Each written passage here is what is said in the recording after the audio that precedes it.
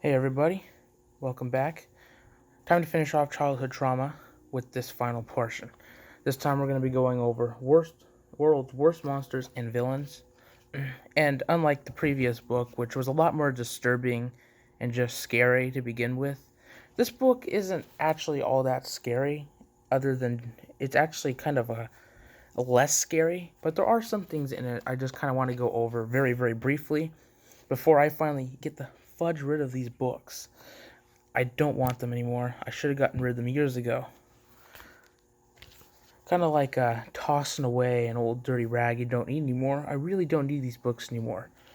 But to start off with this book compared to the other one, first off, this book, the illustrations were kind of less worked on, I guess you could say. They look a lot less. They look like they could have been a lot more better. It looks like they kind of copped out and just decided to quickly make another one to kind of like go alongside the one that we went over last time.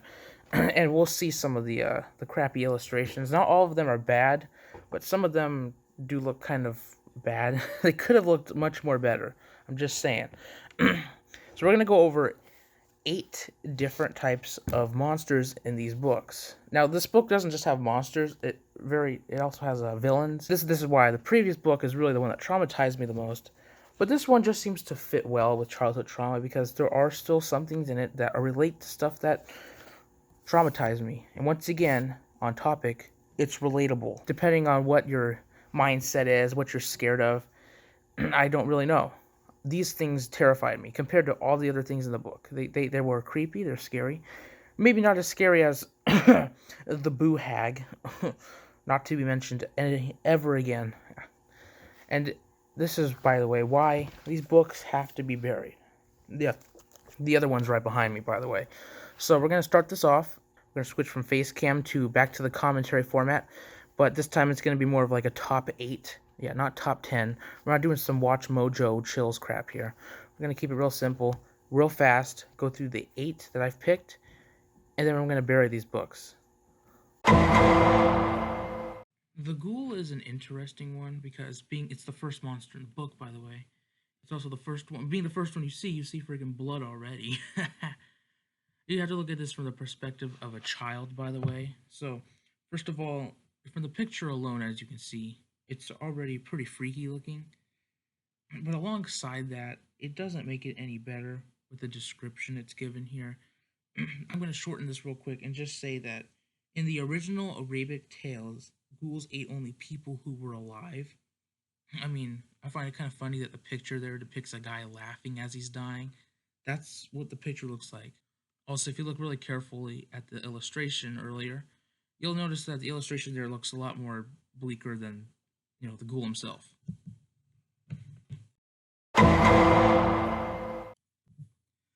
So this is the tassel worm. To sum it up, it's just like as the book describes it, it's a cat and a body like a lizard or an amphibian, but covered with scaly skin.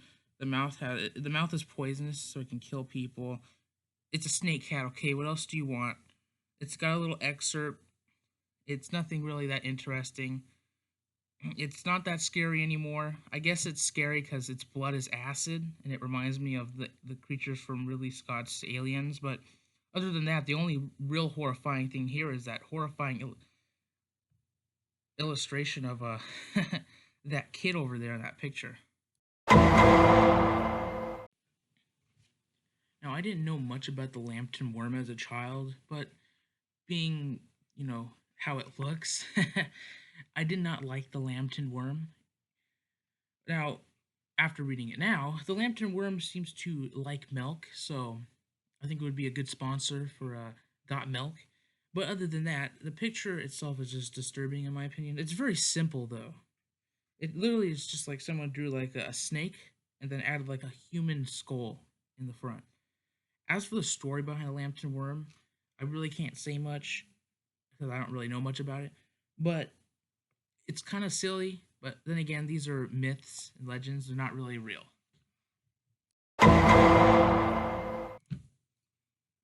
Did somebody say some dank weed? Oh no, red weed. Ah, yes, red weed is actually from War of the Worlds by H.G. Wells.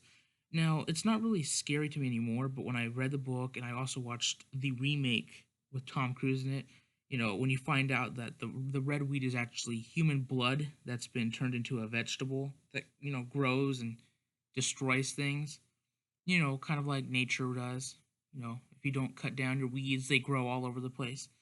You know what? I think the funniest thing about it is at the end of the movie and the book, the Martians end up dying because spoiler alert, it turns out human beings' blood is completely poisonous.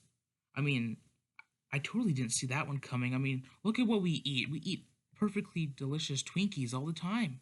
What's wrong with that? So this is Cthulhu, Cthulhu, Cthulhu, Potato, Potato. Doesn't matter how you pronounce his name because what you should know about him is that he's from H.P. Lovecraft's short story, The Call of Cthulhu, where he basically rises from the watery city of Relial or whatever you want to say it. Sorry, H.P. Lovecraft fans, I just can't say it right. And he basically kills everyone. The scary thing about him is he can heal himself extremely fast. He knows everything about all humans, even stuff they don't even know, that they thought they knew and all that stuff. And that's kind of what H.P. Lovecraft was trying to go for here. Cthulhu is also a cult classic icon used to represent fear and the unknown. And that in itself is probably one thing humans all find horrifying every day in their life.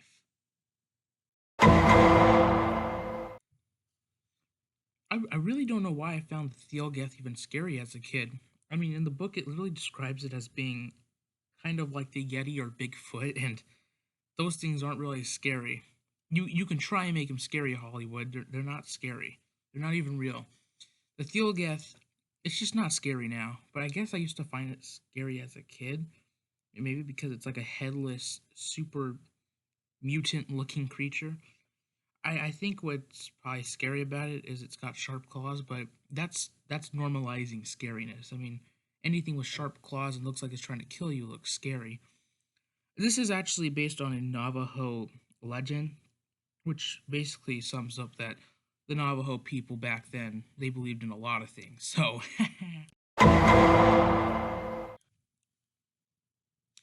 I don't understand this thing. It's the Camazotz. It's actually quite terrifying when you read into it. It's the size of a human. Its teeth are sharp enough to cut off a head in one bite. The talons are sharp enough to slice off someone's head like bread. The Camazotz is also a deadly blood-sucking bat-like monster. So it's not even a bat, and its nose is like a knife. So it can kill people with its nose, or its nose is just shaped like a knife. It doesn't look like it looks like a knife at all. Man, the Mayans are just ruthless. I thought they were ruthless with how they would fight, but man, the stories they can make, it just gets worse and worse, man. I've never heard of something so horrifying. I think as a child, I was probably definitely horrified by this thing. So this is the outro omen. It's gonna be the last one on the list, and it's the last one on the list because it's actually the most terrifying one in this book, in my opinion, of course. If anyone else has read this book, they probably have their own preference. So the outro omen, what makes it terrifying to me is you could be having a relaxing, nice time out in the ocean, and then boom, this thing comes out with these gnarly looking, gangly looking hands of its. It'll just grab you and snatch you down and then eat you. Now, the story behind the outro omen, I'm not really going to get into because that's the least scary thing about it. It's rather what it can do. And that's why this is number one because I don't like, the fact that something like this could exist out in the ocean. I know it doesn't, but as a kid, I thought it did.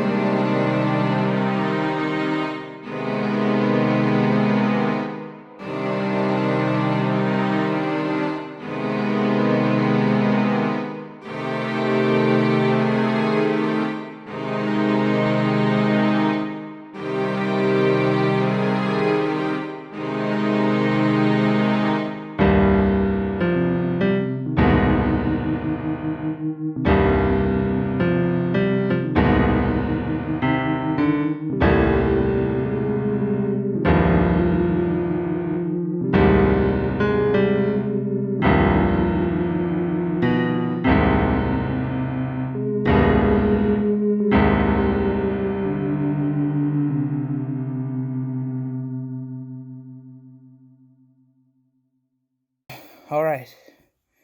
They've been buried. Never to be seen of again. I have video proof. Not only to myself, but to all my viewers that watch this. And if anyone decides to read these books, viewer beware. They're not pleasant books. At least to me they weren't. I'm gonna be honest. I didn't think it'd be that hard. Oh, okay. Enough dramatizing everything in this video. Happy Halloween, everybody.